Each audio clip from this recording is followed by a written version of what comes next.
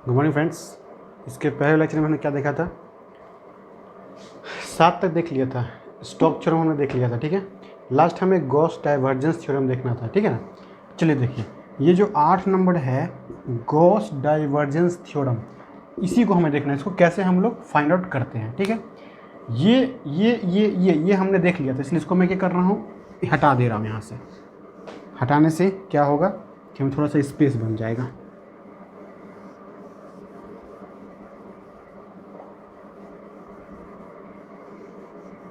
इसके पहले वाला लेक्चर जरूर देख लेना आप लोग, तभी आपको ये चीज़ समझ में आएगा।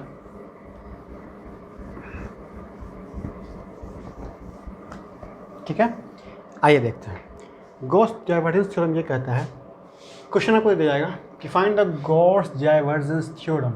उसके हेल्प से ये निकालना है F dot N D S, जहाँ पर कि आपको एफ की वैल्यू, जो एफ की वैल्यू है ये दिया हुआ है, ठीक है। एस क्या है? ये जो एस है surface bounded by the curve, ये और ये, मतलब X square plus Y square equal to 4। X square plus Y square equal to 4 actual में है कुछ नहीं, ये सर्कल का इक्वेशन है। सर्कल का इक्वेशन मतलब एक्स माइनस 0 का होल स्क्वायर, ठीक है, प्लस वाई माइनस 0 का whole square is equal to r square. ये क्या है? मतलब एक्स और वाई जो कोऑर्डिनेट्स हैं वो क्या है? 0 0 है, जबकि इसका जो रेडियस है वो आर है। एक्चुअल में ये क्या है? वैसा सर्कल है जो कि एक्स और वाई, और ये क्या होता है? ये आपका सेंटर होता है। मतलब एक ऐसा सर्कल जो कि 0 0 से पास कर रहा है और जिसका रेडियस 2 है, वही ये डिनोट कर रहा है। लेकिन z यहाँ इंक्लूड कर दिया गया है, इसका मतलब z equal to 0, z equal to 3। अगर इस तरह से कह दिया गया, इसका मतलब ये 2D पिक्चर नहीं रहा, 3D पिक्चर रहा। 3D पिक्चर अगर रहा तो ध्यान से देखना, अगर सर्कल यहाँ है और z इक्वल टू 0 कह रहा है, z इक्वल 0 का मतलब कि ये हो गया, ठीक। z इक्वल टू 3, तो z अगर ये z एक्सिस है तो z एक्सिस पे 3 पे, ये यहाँ पे 3, तो ऐसा कुछ बनेगा। तो यहाँ पर भी वो सर्किल होगा, यहाँ पर भी वो सर्किल होगा, और ये z इक्वल टू 3 भी डिनोट करेगा। मतलब ये इस तरह से एक सिलेंडर फॉर्म में आएगा। तो अगर सिलेंडर फॉर्म में आएगा तो इसको हम सिलेंड्रिकली यहाँ पे डिनोट कर लेते हैं, ठीक है। तो ये अगर फॉर्म में, सिलेंडर फॉर्म में आएगा तो इस तरह से हम डिनोट कर लेते हैं इसको। ये इमेजिनेशन लाइन बना दिया और ये बना दिया। देखो यही आपका क्या था? z हो जाएगा। मतलब z इक्वल टू 0 से z इक्वल टू 3 तक जाएगा, ठीक है। अच्छा, और ये जो है x, अगर मैं इस तरह से बात करूँ, ऐसे में अगर देख रहा हूँ तो वो मैं क्या देखूँगा यहाँ पर? x की वैल्यू, ठीक है। x की वैल्यू क्या हो जाएगी? x की वैल्यू कहाँ से कहाँ तक डिनोट करेगा? x की वैल्यू। अब ध्यान से देखो x की वैल्यू, क्योंकि ये तो हम z एक्सिस अगर मान लेते हैं तो x की वैल्यू, अगर इसका रेडियस 2 है तो ये 2 है, इधर भी 2 हो जाएगा, ये सेंटर हो जाएगा। तो x की वैल्यू, इसके इधर पॉजिटिव इसके इधर नेगेटिव, तो ये -2 होगा अगर कोऑर्डिनेट्स में बात करेंगे तो, और ये +2, मतलब -2 से लेकर के +2 तक वेरी करेगा। या तो ऐसे निकाल लो या फिर इससे निकाल लो। अगर ये 3 डायमेंशन में है, हमें x की वैल्यू चाहिए, तो सिर्फ x की वैल्यू चाहिए, तो x square plus Y square equal to 4 है। तो हमें क्या करना पड़ेगा? y कोऑर्डिनेट्स को 0 कर देते हैं, तो x इक्वल टू 4 निकल गया, x इक्वल टू +-2 निकल गया। मतलब -2 से +2 तक x का वेरिएशन होगा। तो हमें निकल गया क्या? जो x का वेरिएशन है वो -2 से 2 तक है। जो y का वेरिएशन है वो कहाँ से कहाँ तक, मतलब ये लिमिट डिसाइड कर रहा है। तो y का वेरिएशन कैसे होगा? X square plus Y square equal to 4।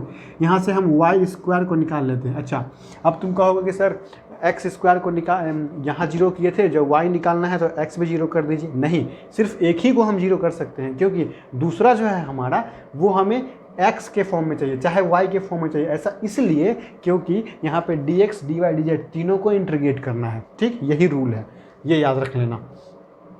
चलिए, तो y square equal to 4 minus x square हो जाएगा। तो यहाँ से y इक्वल टू क्या हो जाएगा? y इक्वल टू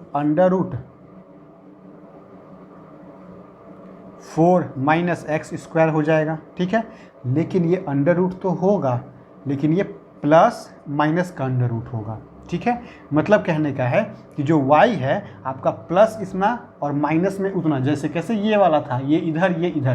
तो जो भी वैल्यू आए यहाँ पे आपको y कहाँ से कहाँ तक वैरी करेगा? 4 माइनस एक्स स्क्वायर, मतलब माइनस का under root 4 minus x square से लेकर के प्लस का under root 4 minus x square तक वैरी करेगा। ठीक, उसी तरह से जेड कहाँ से कहाँ तक वैरी करेगा, सिंपल दिया हुआ है 0 से लेकर के 3 तक, 0 से लेकर के 3 तक वैरी करेगा। ठीक है, चलिए, और ये चीज़ तो आपको क्लास 10th में ही पढ़ना है कैसे होता है। ये चीज़ हमने निकाल लिया, पहली प्राथमिकता हमारी ये निकल गई हमारे पास, मतलब लिमिट जो है इंटीग्रल में हमें यही लगाना है। ठीक, अब आते हैं गॉस थ्योरम के ऊपर। गॉस थ्योरम कहता है F dot N D s की वैल्यू, मतलब integration of F dot N D s की वैल्यू, इंटीग्रेशन ऑफ होता है ई मतलब पूरा का पूरा रीजन। ठीक है, उस समय हम लोग देख रहे थे ना सरफेस, उस तरह से ये सरफेस देखेंगे 3 डायमेंशन में। इसकी वैल्यू होती है divergence of F dot D V, सीधी सी बात। और यहाँ पर डी वी की वैल्यू होती है d x d y d z, मतलब 3 बार इंटीग्रेट करना है, या फिर इसको तुम और अच्छे से लिख सकते हो 3 बार इंटीग्रेट करो और divergence of f d x d y d z, और यहाँ पे x का लिमिट होगा पुट, यहाँ y का लिमिट, यहाँ z का लिमिट पुट होगा।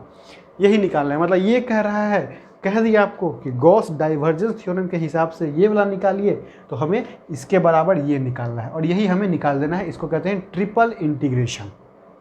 जहाँ भी ट्रिपल इंटीग्रेशन बोले समझ जाना गॉस थ्योरम कह रहा है। गॉस थ्योरम का है तो ये फॉर्मूला आपको याद रखना पड़ेगा, मतलब divergence of F dot D, बस यही निकालना है। बस इसको अब मैं डिलीट कर रहा हूँ क्योंकि हमें अब क्वेश्चन सॉल्व करना है। अब देखो कैसे होता है क्वेश्चन सॉल्व। अब ध्यान से देना यहाँ पे कैसे कैसे क्या होगा।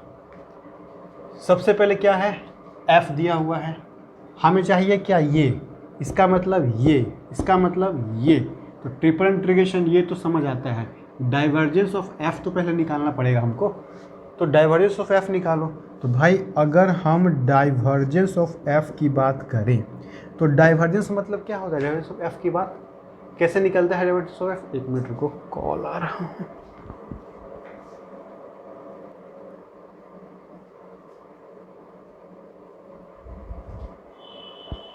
हो गया, हाँ हो रहा है। चलिए, हाँ क्या करना था हमें, डाइवर्जेंस ऑफ f निकालना था, है ना। तो भाई डाइवर्जेंस ऑफ f निकालना है, तो डाइवर्जेंस का मतलब हमने पहले बताया अगर डाइवर्जेंस निकालना है तो हमें ये जो आपका ग्रेड होता था इसको डॉट लगा देते, जो फंक्शन देता है उसके साथ। तो इसका मतलब है कि ये क्या था, डॉट लगाना है तो इसका भी आई जे के, इसका भी आई जे के होता ही होता था। इसका आई जे क्या होता था, आई इंटू करली बाय करली एक्स होता था, और इसका आई वाला टर्म, तो मतलब कहने का कि करली बाय करली एक्स, और इसका आई वाला टर्म यहाँ आएगा, वो याद है ना, एफ फाई साई, ये मैंने बता रखा है। तो यहाँ पे क्या आएगा, आई वाला टर्म, तो एफ का आई वाला टर्म मतलब 4x, फिर माइनस है curly by curly y, f का वाई वाला टर्म मतलब 2y स्क्वायर, ये माइनस यहाँ प्लस होता, ये माइनस मैंने यहाँ लिख दिया है, फिर में प्लस करली बाय करली जेड, के वाला टर्म जेड स्क्वायर। ये हो गया। अब मैं क्या कर रहा हूँ, इसको इक्वल करके डिफ्रेंशिएट कर दे रहा हूँ, तो क्या हो जाएगा, ये 4 हो जाएगा। डिफ्रेंशिएट करने के बाद डॉट प्रोडक्ट है, चूँकि डाइवर्जेंस का मतलब ही ये होता है। ये क्या हो जाएगा, माइनस का 2y स्क्वायर है ना, तो यहाँ से अगर हम इसे करें तो 2y स्क्वायर है ना, हाँ तो 4y, इसका 4y हो जाएगा, और प्लस का इसका 2z हो जाएगा। तो ये चीज़ हो जाएगा, ये क्या हो जाएगा, ये चीज़, ये डॉट f, ठीक है, ये चीज़ हो जाएगा। क्या निकल गया, ये डाइवर्जेंस ऑफ f निकल गया। ठीक, इसको नोट कर लो। अब जैसे ही डाइवर्जेंस ऑफ f निकल गया, इसी का क्या करना है, हमें इंटीग्रेशन करना है। तो करते हैं इसका इंटीग्रेशन, इसी का तो हमें इंटीग्रेशन करना है। ठीक है, जैसे ही ट्रिपल इंटीग्रेशन हम बात करेंगे तो हम किसकी बात करेंगे, 4 माइनस 4y प्लस 2z, इसका इंटीग्रेशन dx dy dz। अब हमें देखना है कि x y z, पहले तो यहाँ पे x की वैल्यू पुट करते हैं, x की वैल्यू -2 से +2 तक जाएगी, फिर y की वैल्यू कहाँ से कहाँ तक जाएगी, यहाँ से यहाँ तक। ये जो वैल्यू है ना, ये पूरा मैं नहीं लिखूँगा, ठीक है, इस पूरा मैं नहीं लिखूँगा, इसको मैं क्या कर देता हूँ, k मान लेता हूँ। तो इसकी वैल्यू कहाँ से कहाँ तक, -k से के तक जाएगी। ये वाई वाला टर्म है, ये वाई की वैल्यू है। जेड का 0 से 3 हमने पहले ही बताया था, पहले उसका इंटीग्रेशन करो जिसका कि वेरिएबल्स में हो, तो ये एक्स वेरिएबल्स में है, ठीक है। लेकिन 3 इंटीग्रेशन है, तो हम क्या करेंगे, पहले एक कांस्टेंट वाला कर लेते हैं, तब इसको करते हैं, तब इसको करते हैं। देखो पहले इसको करोगे तो फंस जाओगे। क्यों फंसोगे? क्योंकि y में फिर ये वाला टर्म इंक्लूड हो जाएगा, बहुत लेंदी हो जाएगा। तो यहाँ पे क्या करना पड़ता है, हम लोगों को थोड़ा सा इस वे में चलना पड़ता है कि आसान हो जाए कैलकुलेशन, ठीक है। लेकिन हाँ, करना तो आपको सबसे लास्ट में कांस्टेंट वाला ही है, चाहे तो ये चाहे तो ये, ठीक है। अभी क्या कर रहे हैं हम, dz वाले को, मतलब ये वाला इंटीग्रेशन का लिमिट होगा और ये dz वाले को हम इसको इंटीग्रेट कर रहे हैं, ठीक। जैसे ही इसको इंटीग्रेट करोगे तो मैं अब यहाँ लिखने वाला हूँ, क्या होगा देखो ध्यान से। यहाँ से एक तो इंटीग्रेशन जो x वाला है अभी नहीं कर रहे हैं, इंटीग्रेशन जो y वाला है नहीं कर रहे हैं, हम क्या कर रहे हैं, इंटीग्रेशन z वाला कर रहे हैं, z वाला। तो z वाला जब इंटीग्रेशन करेंगे तो देखो 4 है, 4 कांस्टेंट हो जाएगा, dz का इंटीग्रेशन z तो 4z हो जाएगा, मतलब यहाँ पे हो जाएगा क्या 4z माइनस 4y, z के रिस्पेक्ट में करना है तो माइनस 4yz, फिर प्लस 2z, तो plus 2z plus 2z square by 2, क्योंकि इंटीग्रेशन कर रहे हैं और इसका लिमिट पुट करेंगे कहाँ से कहाँ तक, 0 से 3 तक। ध्यान रखो 0 से 3 तक। अब इसको कैलकुलेट करो, ये इंटीग्रेशन x का लिमिट, ये इंटीग्रेशन y का लिमिट। यहाँ से सबसे पहले हम क्या पुट करेंगे, 3 पुट करेंगे। पहले 3 पुट करो सब जगह, इन सब जगह 3 और इन सब जगह 0। कहाँ पे, जहाँ जहाँ z है, क्योंकि ये z का लिमिट है। तो जैसे ही 3 पुट करेंगे तो 4 दिया हो जाएगा ये 12 माइनस यहाँ पे 4 दिया 12 y, और यहाँ पे प्लस का 2, और ये भी 2 ही है तो 2 काट दो। काटने के बाद यहाँ 3 पुट करोगे तो 3 तिहाई 9, तो हो जाएगा 9, बस खत्म। क्योंकि माइनस z0 सब 0, तो ये हो जाएगा, ये चीज़ बन जाएगा, ठीक है। ये क्या बन गया, इंटीग्रेशन ऑफ x का, इंटीग्रेशन ऑफ y का, और ये पूरा का लिख लो 9 और 12 कितना हो जाएगा, 11 9 20 21 हो जाएगा आपको 21 माइनस 12 का y। और बच क्या गया था, dx dy बच गया था। क्या बच गया था, dy और dx यहाँ बच गया था इंटीग्रेशन में। अब क्या करेंगे हम, अब देखेंगे अगर दो इंटीग्रेशन है तो पहले देखेंगे कौन सा जो लिमिट है वो वेरिएबल्स जो है आपका वेरिएबल्स में है, जो लोअर लिमिट और अपर लिमिट है। तो y का लोअर लिमिट और अपर लिमिट वेरिएबल्स में, इसलिए अब हम कैसा काम करेंगे, इस y वाले का इंटीग्रेट करेंगे। तो जैसे ही y वाले का इंटीग्रेट करेंगे तो ये x का लिमिट यहाँ पुट करेंगे, इसको इंटीग्रेट करेंगे। जैसे ही इंटीग्रेट करेंगे तो 21 तो कांस्टेंट है, तो 21 इंटू वाई हो जाएगा माइनस 12, इसका इंटीग्रेशन y स्क्वायर बाय 2 हो जाएगा। और इसको हम लोग लिमिट पुट कर देंगे y इजकल टू माइनस के से के जा रहा था, y का लिमिट यहाँ से यहाँ तक है, मतलब minus under root 4 minus x square से लेकर के plus under root 4 minus x square तक जाएगा ये लिमिट। अब पुट कर दो यहाँ पे, इंटीग्रेशन ऑफ x तो चाहिए ही चाहिए।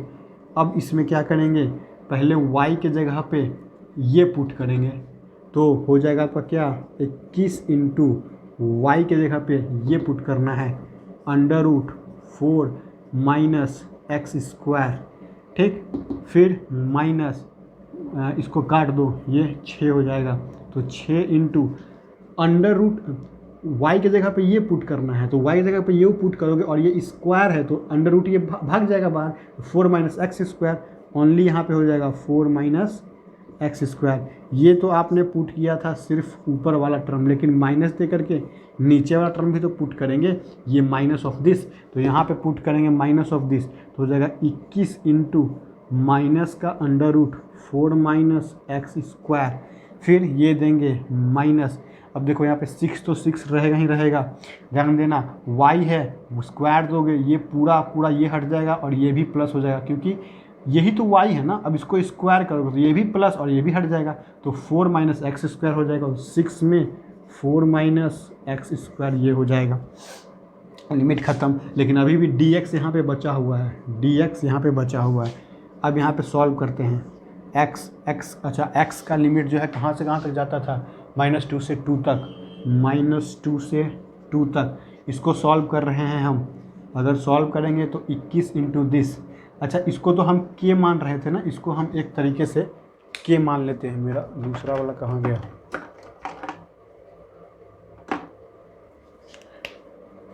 हाँ, हम क्या कर रहे हैं, इतना हम नहीं लिखने के लिए इस पूरे को, ये जो पूरा का पूरा फंक्शन है, इसको हम क्या मान रहे हैं, के मान रहे हैं। तो ये क्या हो जाएगा, 21 के हो जाएगा।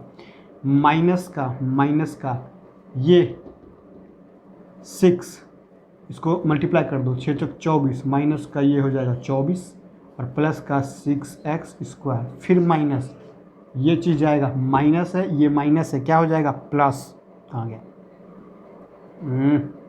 ये माइनस और ये माइनस हो जाएगा प्लस 21, और इस अंडर रूट को हम क्या माने थे, के, तो हो जाएगा वो के।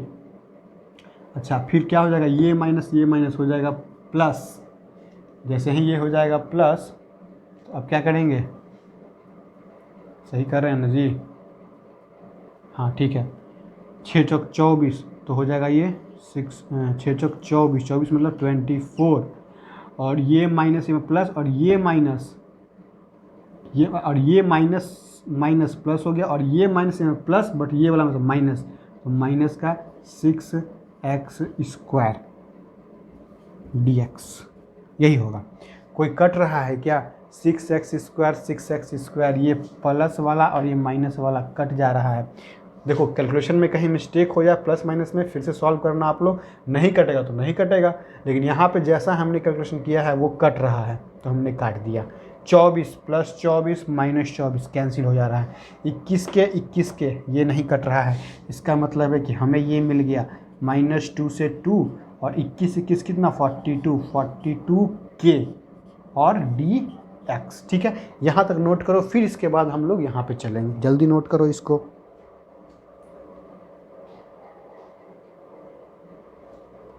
हो गया नोट?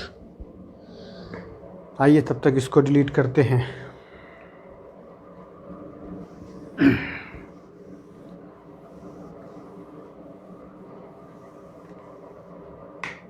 बंद कर दिए पंखा, लो। मुझे लगता है आवाज़ जा रहा होगा, घनर घनर का जाता है कभी कभी। आइए अब देखते हैं हम लोग यहाँ से। ठीक है, जब वहाँ से हम लोग देखेंगे, दिख रहा है ना जी?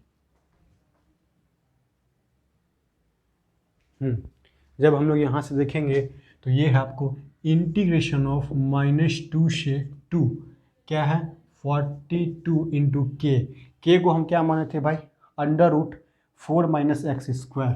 इसका मतलब ये √4 - x² dx, यही चीज़ है। यहाँ से -2 से 2, 42 को ले लो बाहर, 42 कांस्टेंट है, बाहर ले लिया। अब क्या करेंगे, इसको डिफ्रेंशिएट इंटीग्रेट करेंगे, है ना। अब जरा देखो ध्यान से, जब इसको इंटीग्रेट करेंगे तो हम लोग क्या करेंगे, देखना, इंटीग्रेट कर रहे हैं ना, तो हम लोग क्या करें यहाँ पे 4 - x², इसका पावर में 1/2 dx, यही है। ठीक है,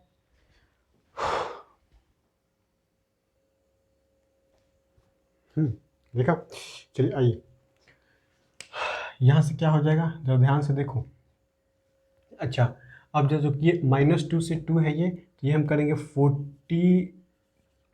ठीक है, अब क्या करेंगे हम यहाँ से, सहूलियत हम देख रहे हैं, क्योंकि ये फंक्शन है, हमें फंक्शन अगर दिया हुआ है तो हमें f(x) फंक्शन, देखो हम कर ऐसे भी सकते थे, लेकिन हम चूंकि यहाँ पे देख रहे हैं कि चेक कर लेते हैं ऑड फंक्शन इवन फंक्शन, इसलिए चेक कर लेते हैं, क्योंकि हमें -2 से 2 दिया हुआ है। -2 से अगर 2 दिया हुआ है तो हमें फंक्शन को चेक कर लेते हैं, अगर ये ऑड होगा तो 0 हो जाएगा, इवन फंक्शन होगा तो 0 से 2 लिमिट लग जाएगा।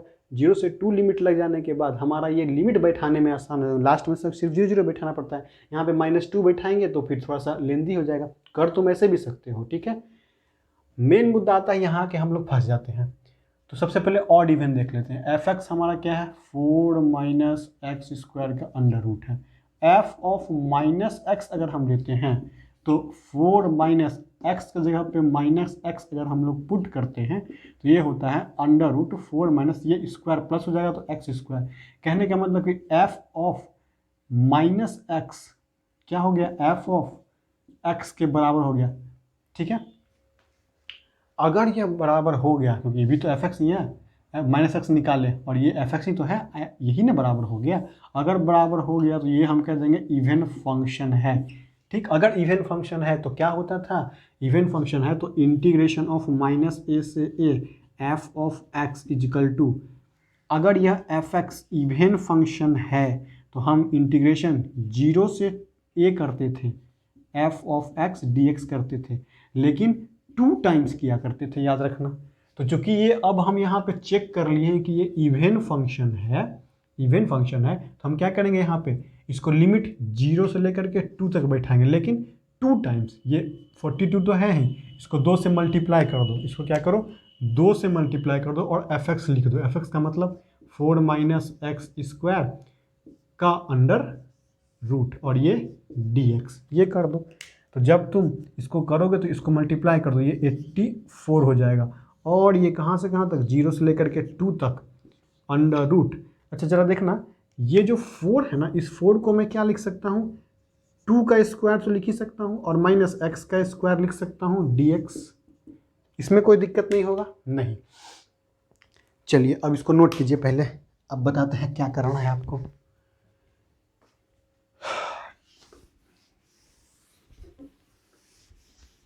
ठीक है, नोट हो गया।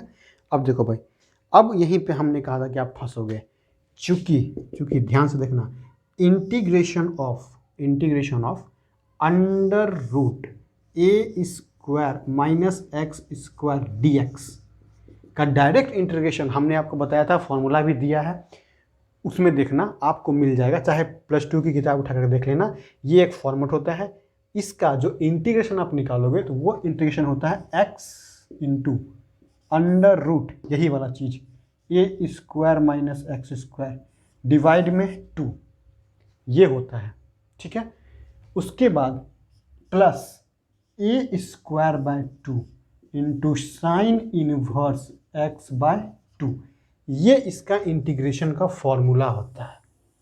अभी फॉर्मूला जिसको याद रहेगा बनेगा, ये होता है फॉर्मूला। ठीक है, इसको पहले तुम याद कर लो जल्दी से।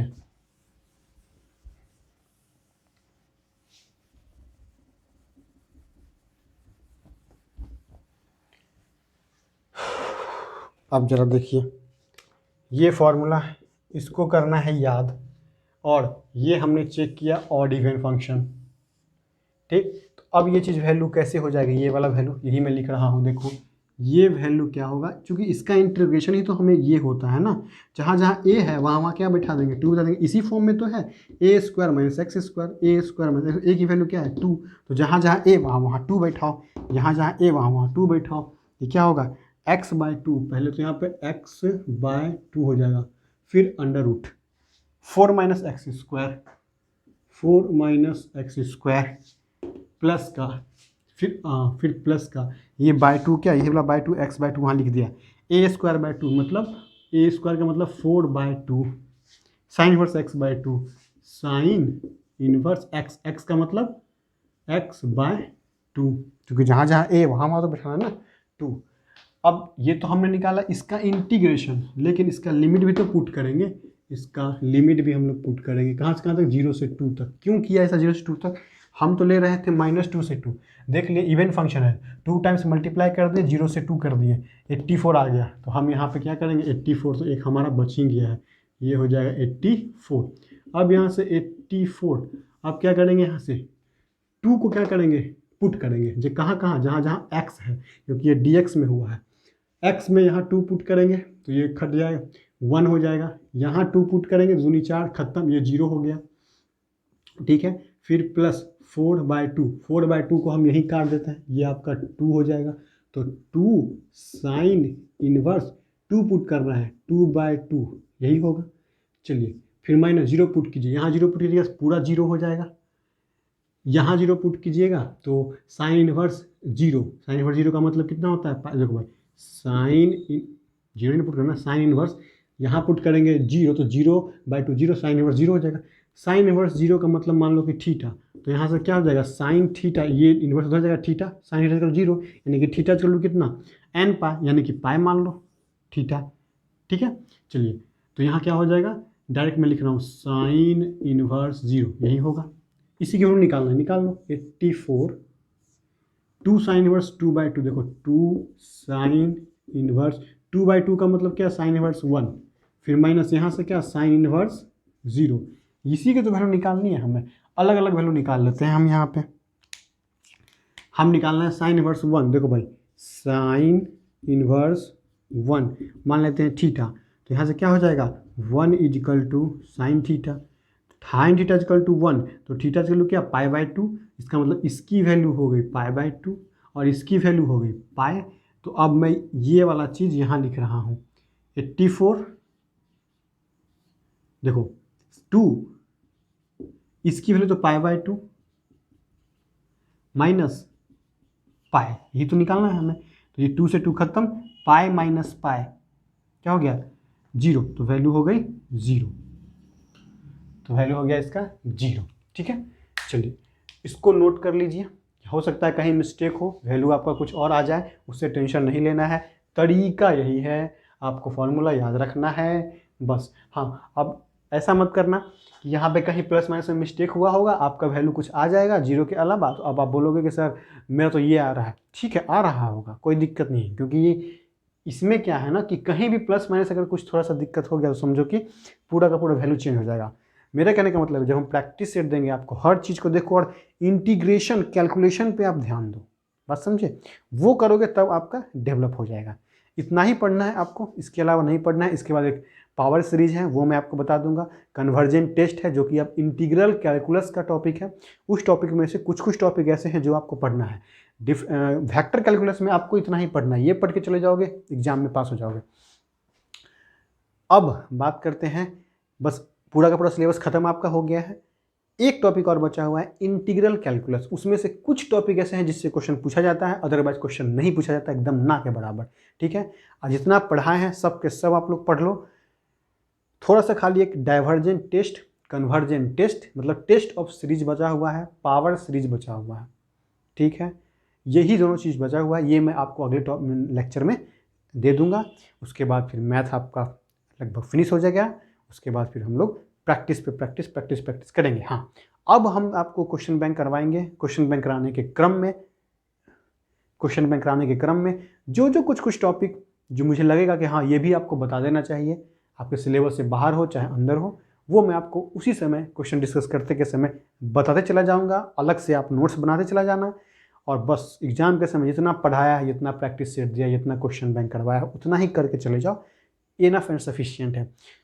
मान लो आपका सिलेबस ये पूरा है, मैंने आपको ये इतना करवा दिया, ये वाला थोड़ा सा बचा हुआ है, इससे क्वेश्चन ना के बराबर पूछता है, क्वेश्चन बैंक हमने देखा है।